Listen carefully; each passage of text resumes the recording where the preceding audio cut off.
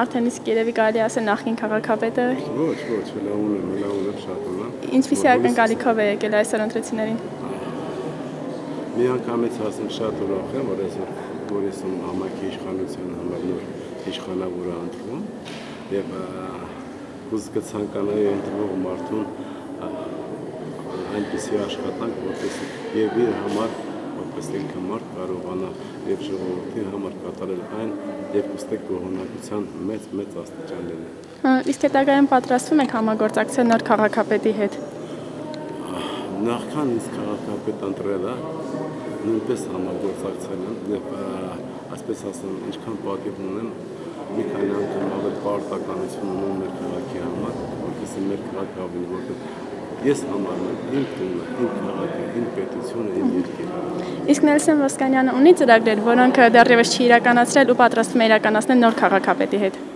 Անշուշտ ծրագրեր կա, որոնք հեռի են, առհասարակ կյանքը ծրագրերի շարունակությունն է կամ նոր ծրագրերի ավելացումը։ Ինձ թվում է, թե նոր մտքեր կառաջանան, կհամագործակցենք։ Կյանքը այսպեսին է, Եվրոխորհրդում մի ասացված կա, այն ազգը, որը չունի անցյալ, նա չունի ապագա։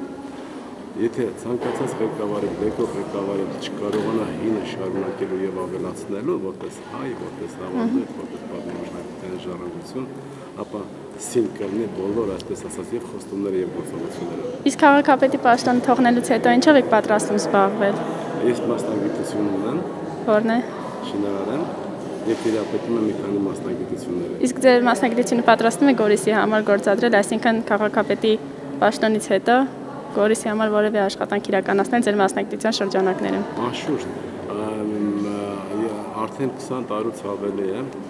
ես իմ բարեկամներն եմ արտահայտել նույնիսկ իմ եղածով օգնել համայնքային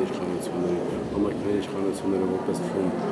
համայնքային ֆոնդ, մարդկությունը որպես օգնություն, ասենք այսպես ասած,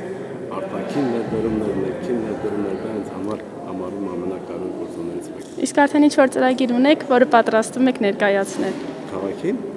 Նոր քաղաքապետին։ Կապրենք կտեսնենք։